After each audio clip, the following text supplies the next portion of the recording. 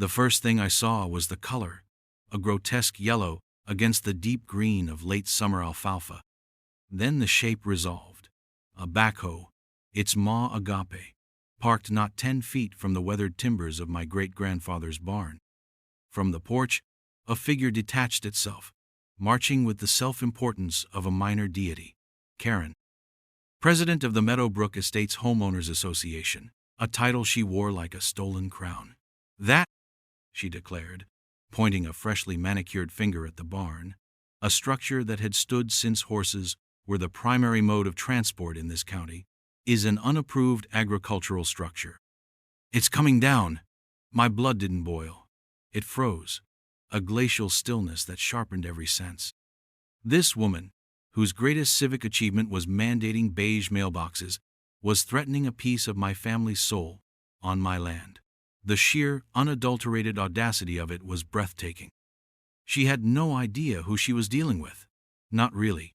She saw a quiet man who kept to himself, who paid his dues on time. She didn't see the man who, every weekday morning, walked into the county planning and zoning department, sat down at the director's desk, and held the regulatory fate of every square inch of this jurisdiction in his hands. The irony was a bitter, metallic taste in my mouth. She wanted to bulldoze my barn without notice, without process, based on some HOA bylaw dreamt up over lukewarm Chardonnay. The drive to my office the next morning was a study in controlled fury. The world outside the car window seemed muted, distant. Inside, a plan was crystallizing, cold and precise. This wasn't just about a barn anymore. This was about the fundamental arrogance of unchecked power, the petty tyranny that festers in small ponds. Karen had mistaken my quiet nature for weakness. She was about to learn, in excruciating, legally binding detail, the difference between a suggestion and a cease and desist order backed by the full weight of county governance. The beauty of it, the dark, exquisite humor, was that she'd handed me the shovel to dig her own administrative grave. Every form she'd ever filed, every permit her HOA had ever sought, had crossed my desk. I had signed off on them, assuming a baseline level of competence and adherence to the broader county codes she was now so flagrantly ignoring on my own property. That assumption, like her beloved beige mailbox mandate, was about to be revised, drastically. She thought she was enforcing a rule. She was, in fact, initiating a full-spectrum regulatory review of her entire fiefdom, conducted by the one man she should never have crossed. The taste of my morning coffee was particularly satisfying. The fluorescent lights of the county planning and zoning department hummed with their usual Monday morning indifference. For me, they illuminated a path to righteous, meticulous retribution. My deputy, a sharp young woman named Sarah who possessed an almost supernatural talent for unearthing procedural violations, looked up as I entered. "Morning, Director. Quiet weekend?" I managed a thin smile. "Eventful.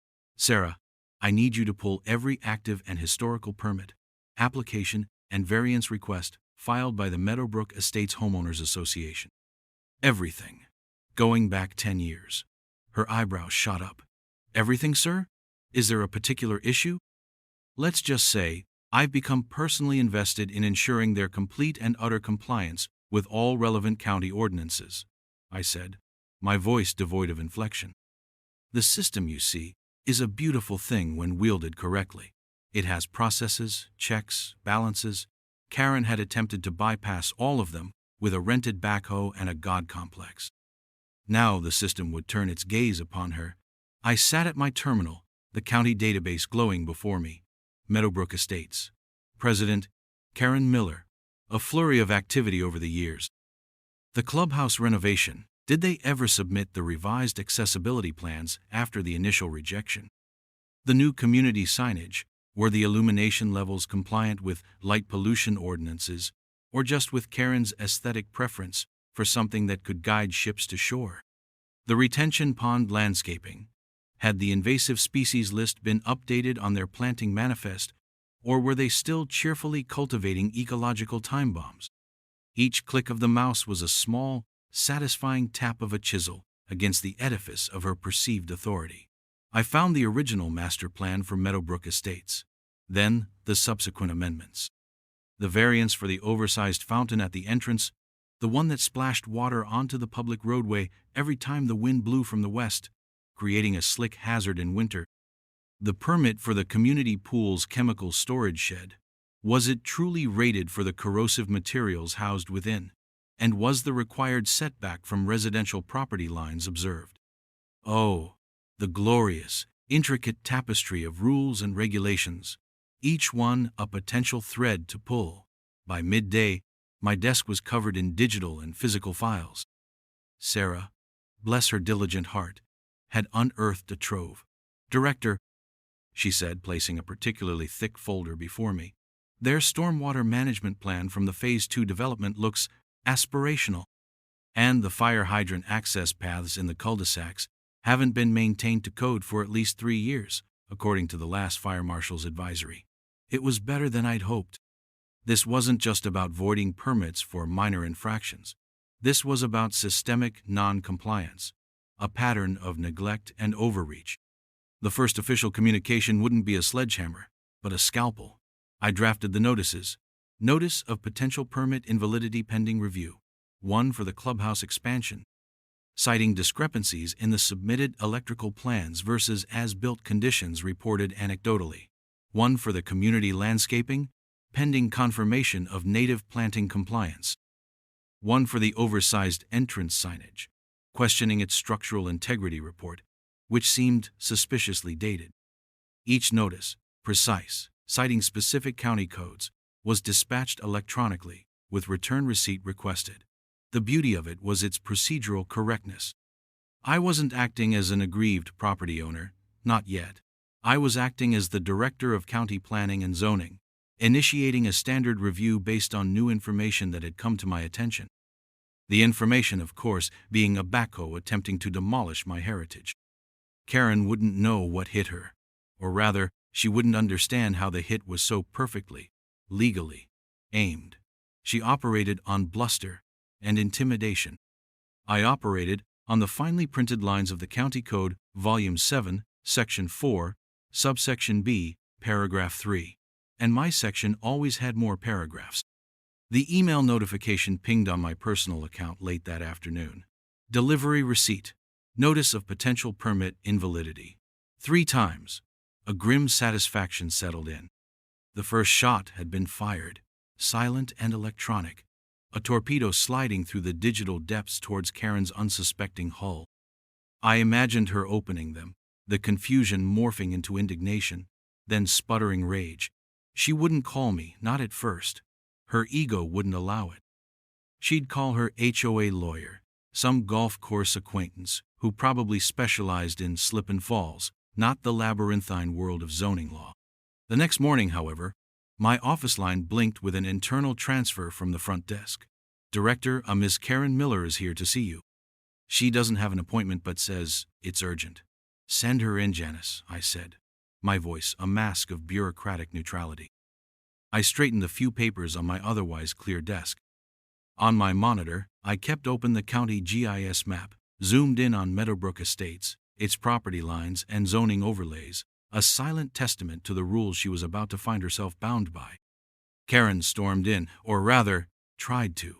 The effect was somewhat diminished by the fact she was shorter than my standing desk.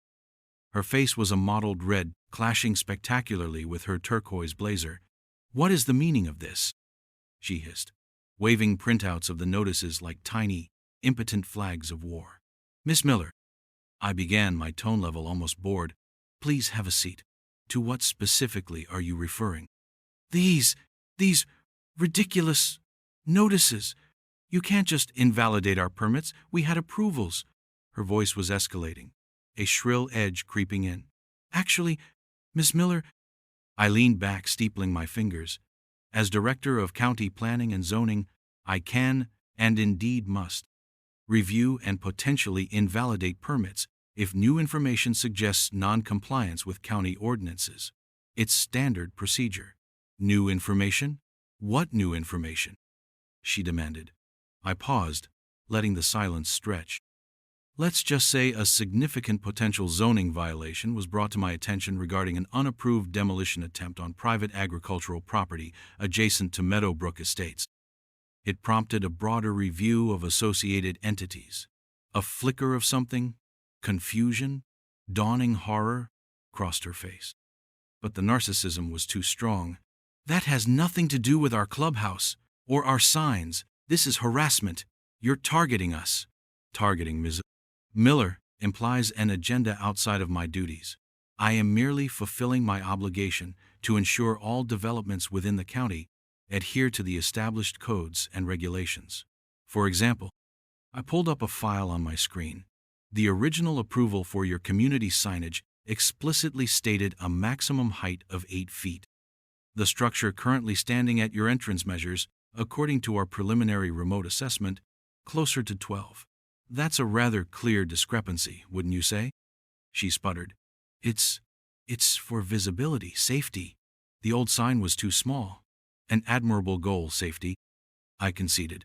However, the county has specific ordinances regarding sign height, material, and illumination, primarily to prevent distraction to drivers and to maintain community aesthetic standards.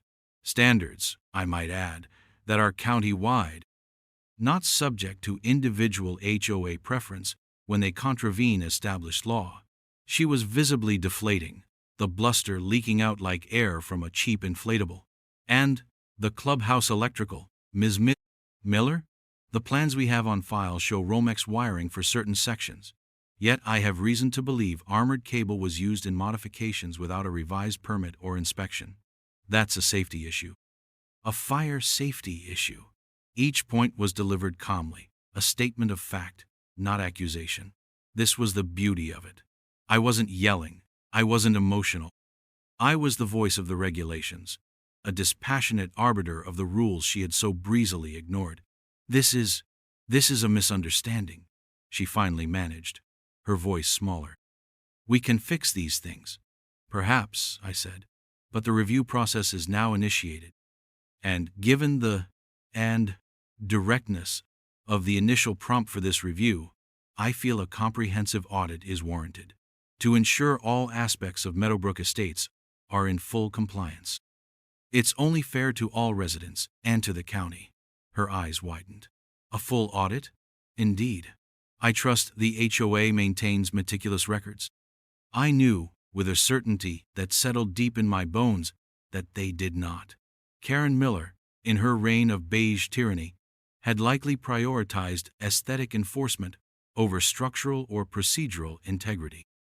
She left my office considerably paler, the turquoise blazer now seeming to mock her diminished stature. She hadn't connected the dots explicitly to me, the quiet neighbor, but the phrase, unapproved demolition attempt on private agricultural property, was now lodged in her brain, a troublesome burr. The beauty of bureaucratic warfare. The enemy often doesn't realize the full extent of the engagement until their supply lines are cut and their flanks are collapsing. And I was just getting started. The departure of Karen Miller, trailing bewildered fury in her wake, was merely the overture. The main symphony of regulatory reckoning was yet to be composed. My next step was to transform the potential invalidity notices into a full-blown statement of violations. This required boots on the ground, or, rather, my most meticulous inspectors on Meadowbrook's manicured turf. Sarah, I said, calling her into my office, I need a team for a comprehensive site audit of Meadowbrook Estates. I want Inspector Davies on structural and code compliance for all common buildings, clubhouse, pool house, maintenance sheds. Get Reynolds from Environmental Health to look at the retention ponds, chemical storage, and any unpermitted grading or vegetation removal. And you, Sarah, I want you to go through their HOA covenants and compare them against their actual on-the-ground conditions and our county master plan. Look for discrepancies, unapproved alterations to common areas, anything that deviates from their filed documents or county law. Sarah's eyes gleamed. She lived for this kind of deep dive. Consider it done, Director. Any particular areas of focus beyond the initial flags? Start with the obvious. The signage, the clubhouse modifications, the fire hydrant access. But be thorough. I suspect Ms. Miller's approach to governance has been, shall we say, idiosyncratic. If she was willing to try and bulldoze a barn without so much as a by your leave, I shudder to think what shortcuts she's taken with her own HOA's infrastructure over the years. My prediction proved distressingly accurate. Within 3 days, the reports started flowing in, a cascade of non-compliance. Davies found that the clubhouse renovation involved unpermitted load-bearing wall alterations, creating a potential collapse risk in the event of seismic activity, not common here. But regulations are regulations. The electrical work was a DIY horror show, a fire waiting to happen. Reynolds discovered the HOA had been systematically dumping grass clippings and landscape debris into a protected wetland buffer zone at the edge of their property. A clear violation of county environmental codes and potentially federal ones. The chemical storage for the pool was indeed improperly ventilated and too close to a children's play area. Sarah, meanwhile, unearthed a gem.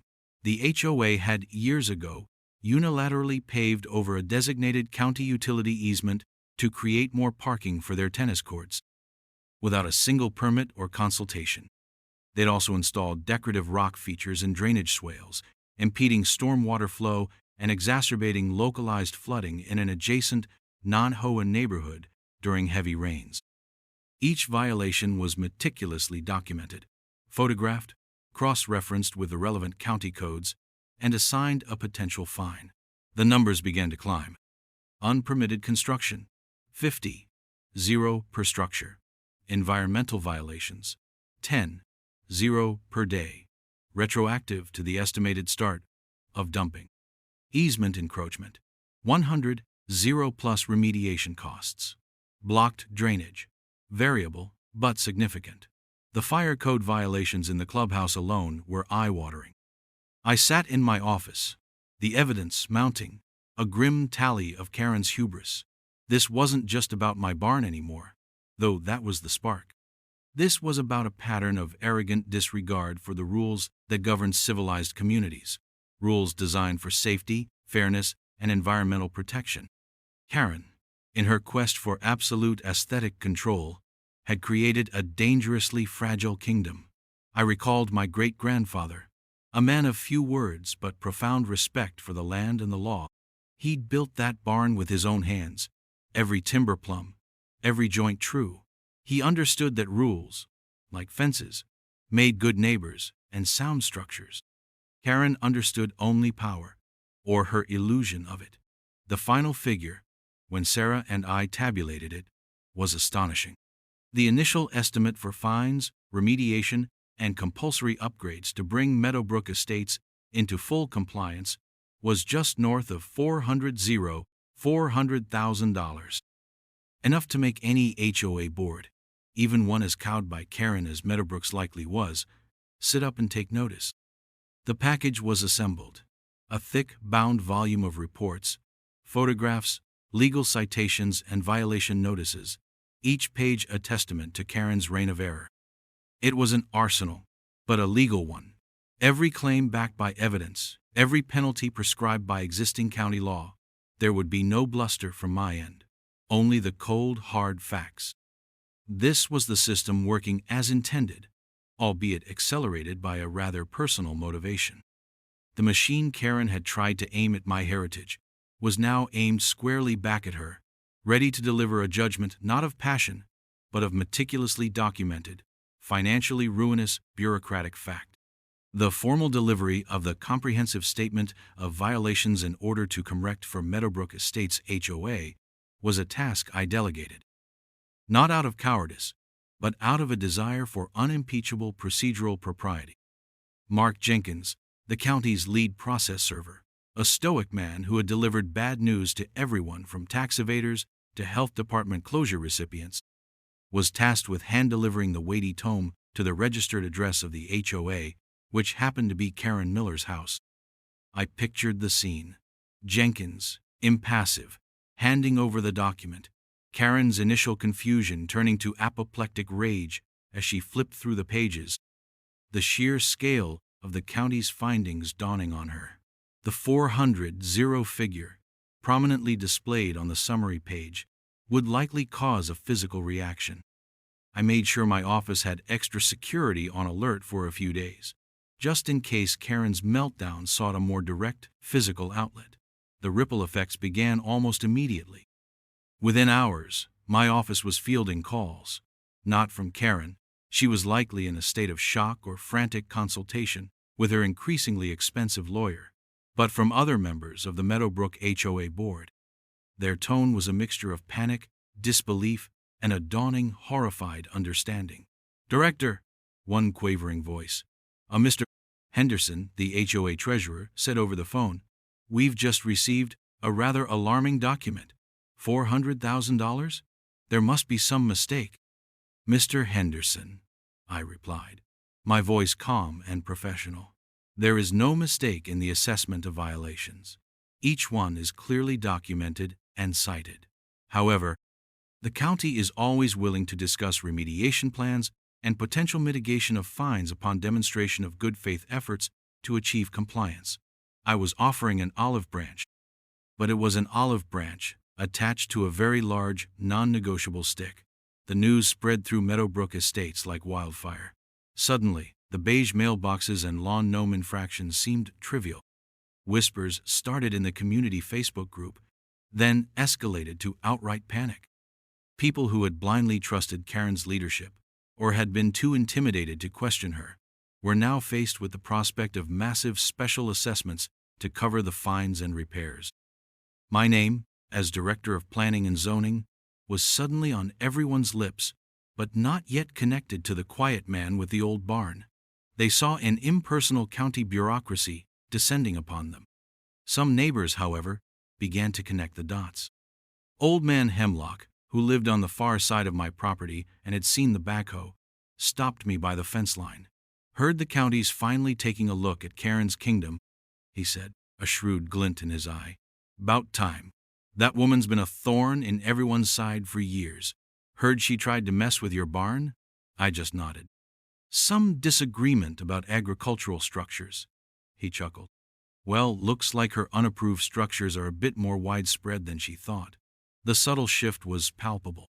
Fear of Karen was slowly being replaced by anger at her mismanagement, and, for some, a dawning respect for the unseen forces of order.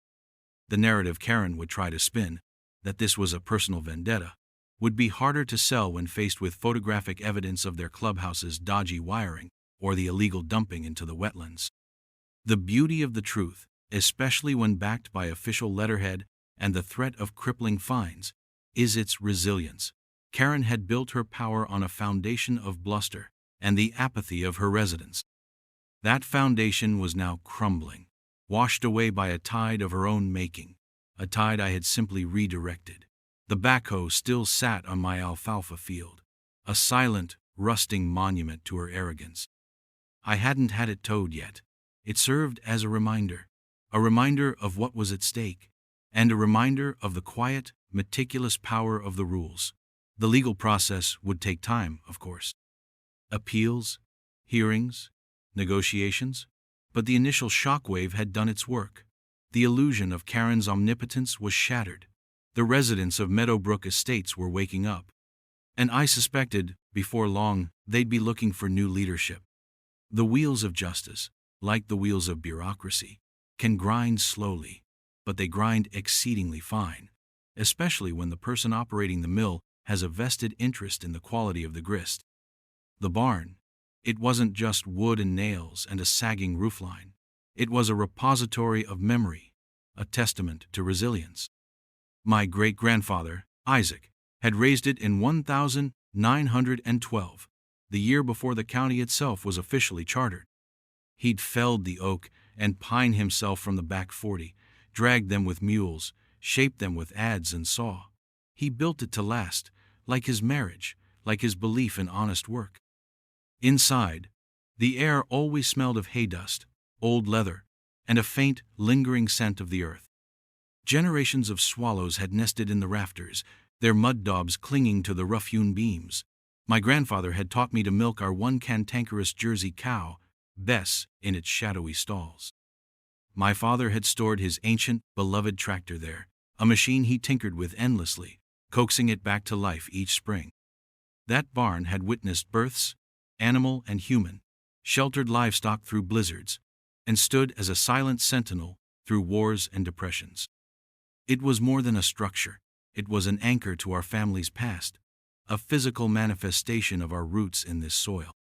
When Karen declared it an unapproved agricultural structure, she wasn't just attacking a building, she was spitting on that legacy. She, with her transient HOA power and her obsession with conformity, was attempting to erase history, my history, for the sake of some sterile, uniform aesthetic she'd gleaned from a glossy magazine.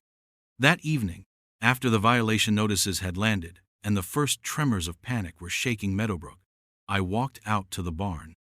The backhoe was still there, a metal beast temporarily defanged, its hydraulic lines weeping a little oil onto the compressed alfalfa. I leaned against the warm, weathered wood of the barn wall, the same wood Isaac had touched. The quiet of the evening was broken only by crickets and the distant lowing of Hemlock's cattle. This fight, I realized, wasn't just about zoning codes and permit violations, as satisfying as those weapons were in my hand. It was about protecting something sacred. It was for Isaac, who believed in building things that endured. It was for my grandfather, who taught me the value of quiet strength. It was for my father, who instilled in me a deep respect for the land and its history. My wife, Laura, came out and stood beside me, her hand finding mine. She knew, without me saying much, the depth of the insult, the cold fury that had driven my actions in the office. That woman, Laura said, her voice tight, has no idea what she poked. She's learning, I replied, looking at the solid silhouette of the barn against the fading light. She's learning about due process, county ordinances, and the unforeseen consequences of arrogance. She's learning you don't mess with a man's heritage, Laura said softly, squeezing my hand, or his wife's patience. I smiled, a genuine smile this time. Laura was my rock, the emotional anchor that kept my calculated rage from becoming purely destructive. She understood the need for this fight, not just for the barn, but for the principle.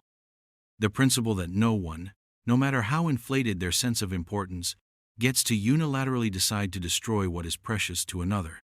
The fines, the audits, the legal wrangling, those were the tools. The motivation was far deeper, rooted in the earth beneath my feet, in the history soaked into the timbers of that old barn. Karen thought she was dealing with a minor obstacle to her vision of suburban perfection. She was, in fact, dealing with generations of quiet perseverance, now roused and armed with the very rules she thought she could bend to her will. The fight was far from over, but standing there, beside my family's legacy, I knew it was a fight I would win, not just for myself, but for the quiet dignity of all those who build and preserve, rather than demolish and dictate. The crickets sang their nightly chorus, a timeless sound, indifferent to the petty squabbles of humans. But tonight, they seemed to sing with a note of defiance. Karen, predictably, did not go quietly into the night of regulatory compliance. Her first move, after the shock wore off, was to lawyer up, this time with a more expensive, aggressive firm from the city, one known for its scorched earth litigation tactics. Their initial response was a barrage of legal filings, motions to dismiss, claims of selective enforcement, accusations of personal vendetta, even a ludicrous attempt to countersue me personally for abuse of office. It was all sound and fury, signifying nothing but billable hours. My office, backed by the county council, met each maneuver with calm, fact-based rebuttals. The evidence of Meadowbrook's violations was irrefutable, meticulously documented. The personal vendetta claim was easily dismissed. The initial spark might have been personal, but the subsequent audit was a legitimate exercise of my department's mandate. Triggered by a clear and egregious proposed violation, Karen then tried to rally her troops. An emergency HOA meeting was called. Flyers, printed in an alarming shade of red, appeared on Meadowbrook mailboxes, screaming about county overreach and threats to our community.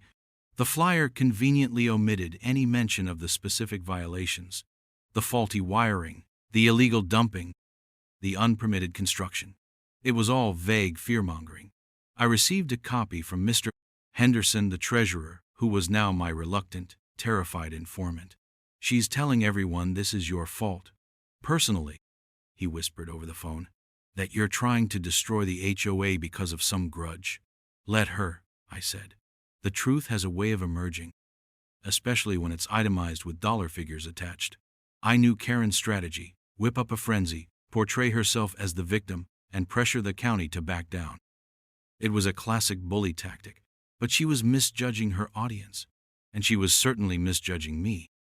Some residents, the ones who benefited most from Karen's lax oversight of their own minor covenant violations, or those who simply couldn't comprehend the scale of the financial mismanagement, initially bought her narrative. The HOA Facebook group became a battleground of accusations and counter-accusations. But others, the ones facing potentially ruinous special assessments, started asking hard questions. Questions about where their dues had been going. Questions about why these major issues hadn't been addressed years ago. Questions about Karen's competence and transparency. A few bolder souls started their own research, looking up county records online, discovering the details of the violations for themselves. The tide of public opinion within Meadowbrook, initially a torrent of Karen-stoked outrage against the county, began to show eddies of doubt, then currents of anger directed squarely at their president. Karen's desperation became palpable in her public missteps. She gave an interview to a small local blog, rambling incoherently about socialist county bureaucrats and attacks on private property rights. A rich irony, considering her attempt on my barn. She accused me, by name this time, of orchestrating a personal vendetta, her voice cracking with a theatrical tremor that fooled no one who had ever dealt with genuine distress. Each outburst, each unfounded accusation, only served to highlight her instability and her detachment from the factual basis of the county's actions. She was, in essence, providing more ammunition for her own eventual downfall. The city lawyers, sensing their client was becoming a liability, began to distance themselves subtly, their communications becoming more perfunctory, less aggressive. They were professionals. They knew a losing hand when they saw it, especially when the opposing counsel was the entire legal department of the county government, armed with a mountain of evidence. The emergency HOA meeting was scheduled for the following Tuesday. In the clubhouse, the very same clubhouse with the unpermitted structural alterations and the dangerously creative electrical wiring. The symbolism was not lost on me. It would be her stage, her last stand, perhaps. And I intended to be there, not as an aggrieved neighbor, but as an observer, a silent witness to the inevitable collision of arrogance with accountability. The pieces were all in place. The legal framework was solid. The evidence was overwhelming. Karen's own actions were hastening her demise. All that remained was the public reckoning. The Meadowbrook Estates clubhouse buzzed with an anxious energy I hadn't felt since waiting for inspection results on a major bridge project. Fluorescent lights, some flickering ominously, a testament to the cited electrical issues, cast a pallid glow over the assembled residents. Karen stood at a makeshift podium, a forced, brittle smile plastered on her face, the turquoise blazer now looking more like battle fatigues than a symbol of authority. Mr. Henderson, the treasurer, sat beside her, looking green. The rest of the board members were scattered, trying to appear inconspicuous. I had taken a seat at the back, notebook in hand, observing. A few heads turned my way, recognizing me from Karen's increasingly frantic denunciations. I offered a neutral nod. I wasn't here to speak, not initially. I was here to let Karen orchestrate her own immolation. "Thank you all for coming," Karen began, her voice amplified by a cheap microphone that screeched intermittently. "As you know, our beloved community is under attack." A murmur went through the crowd. An unprecedented, unwarranted assault by an overzealous county bureaucracy, led by individuals with personal vendettas. She shot a venomous glare in my direction. I simply met her gaze, my expression unreadable. "They are trying to bury us in fines," To destroy everything we've built here. She launched into a rambling tirade, a greatest hits of her conspiracy theories and deflections. She waved printouts, selectively quoting phrases out of context, conveniently ignoring the detailed reports of structural deficiencies, environmental damage, and safety hazards. She painted herself as David facing Goliath, the plucky HOA president defending her people from the tyranny of big government. It was a masterful performance of self-delusion. After about 20 minutes of this, a hand went up. It was Mrs. Rodriguez, a retired teacher, known for her sharp mind and no-nonsense attitude. "Karen," she said, her voice clear and carrying despite the poor acoustics. "With all due respect, I've read the county's report. It doesn't talk about vendettas. It talks about an unpermitted retaining wall near the creek that's failing. It talks about the fire suppression system in this very clubhouse being out of compliance for 3 years. It talks about our dues being spent on landscaping that violates county codes, leading to fines. Can you address those specific points?" Karen's smile faltered. "Those are technicalities, exaggerations. The county is nitpicking." Another hand. Mr. Abernathy, a quiet engineer who rarely spoke at meetings. "Karen, the report includes photographs of exposed wiring in the pool pump house, labeled as an imminent fire hazard. It also details the unpermitted grading that caused water to flood the Petersons' basement on Elm Street twice last year.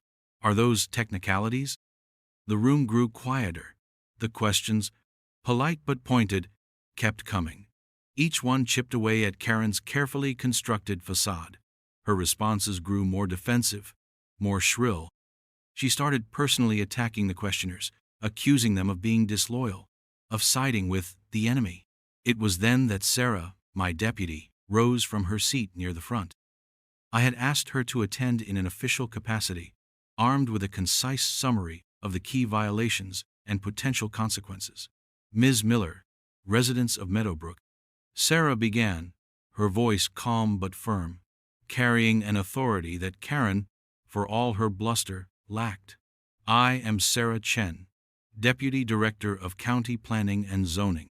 I'm here to clarify the county's position and answer factual questions about the statement of violations." Karen tried to interrupt, to shout her down, but the residents shushed her. They wanted answers, not rhetoric. Sarah, with cool precision, laid out the most critical violations, explaining the safety risks, the environmental damage, and the legal basis for the fines. She didn't use jargon. She spoke plainly, directly. She presented facts, not accusations. When she explained the potential for individual homeowner liability if the HOA became insolvent due to the fines, a palpable chill went through the room. "The county's primary concern," Sarah concluded, "is public safety and adherence to the laws that protect all residents and the environment. We are prepared to work with the HOA on a compliance plan, but the violations are serious and must be addressed." Karen was sputtering, her face crimson. She tried to retake the microphone, but Mr. Henderson, emboldened by Sarah's clarity and the shifting mood of the room, gently put a hand on her arm. "Karen," he said, his voice surprisingly steady, "I think we need to discuss this as a board. And perhaps it's time for new leadership to handle these negotiations with the county." A wave of applause, hesitant at first, then growing stronger, swept through the clubhouse.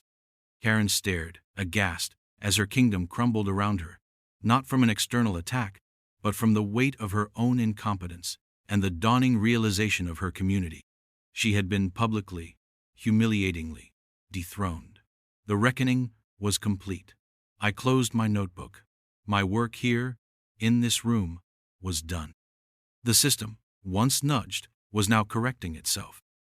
The ousting of Karen Miller as HOA president was swift and unceremonious. An emergency board meeting, held the very next day, not in the compromised clubhouse, but in Mr. Henderson's living room, saw a unanimous vote of no confidence. Henderson, surprisingly, was elected interim president, his primary mandate to negotiate with the county and navigate Meadowbrook out of the fiscal and regulatory abyss Karen had plunged it into. My office adopted a stance of firm but fair cooperation. The violations were real, the fines legally mandated, but the goal was compliance and safety, not punitive destruction. We worked with the new HOA board to prioritize the most critical repairs: the clubhouse electrical and structural issues, the fire safety systems, the illegal dumping remediation. A phased compliance plan was developed, spreading the financial burden over time, contingent on demonstrable progress. The 400 figure was daunting, but with a structured approach and a halt to all non-essential HOA spending, goodbye, award-winning Petunia budget, it became manageable, albeit painful. The county, for its part, agreed to suspend a portion of the daily fines as long as the remediation milestones were met. It was a lesson in pragmatic governance. The heavy-handedness of the initial violation package was necessary to pierce Karen's bubble of impunity and awaken the residents. Now, a more collaborative, though still exacting approach, was required to rebuild. The news of Meadowbrook's predicament and Karen's spectacular downfall spread through other HOAs in the county like a cautionary tale. Suddenly, my department started receiving proactive inquiries from other HOA boards, requesting courtesy reviews of their own compliance status. It seemed the fear of a Meadowbrook situation was a powerful motivator. We were, of course, happy to oblige, within the limits of our resources. A wave of preventative compliance began to ripple outwards. The backhoe, which had sat forlornly in my alfalfa field, was finally removed by the rental company a week after Karen's dethronement. Its absence left a patch of crushed green, a scar on the land, but also a symbol of a battle fought and won. The barn stood, untouched, its weathered timbers seeming to absorb the morning sun with a quiet dignity. The systemic cleanup within Meadowbrook would take months, perhaps years.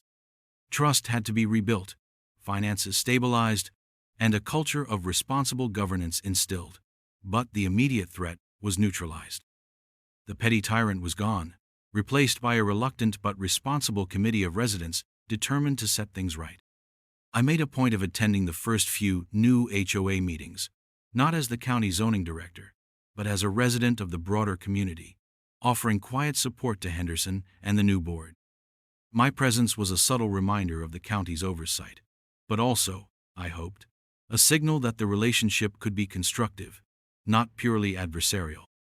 The surprise, for many, was that the director of zoning, the man who had brought down the hammer, lived just over the hill, had a family, and cared about the same things they did: safe, well-maintained communities, and respect for property and law.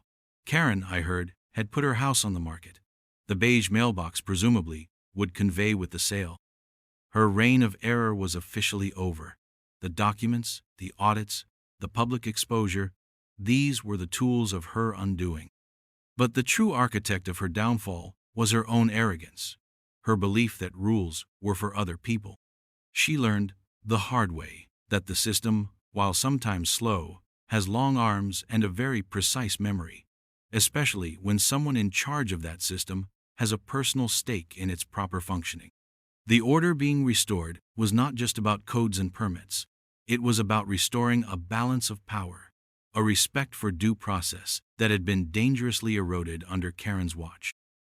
Months later, the late autumn sun cast long shadows across the now fallow alfalfa field. The scar from the backhoe had faded, new growth pushing through. The barn stood, as it always had, a comforting presence against the skyline. Meadowbrook Estates was slowly, painfully, digging itself out of its hole. The most critical safety violations were being addressed, a payment plan for the fines was in place, and a new sense of communal responsibility was taking root, nurtured by Mr.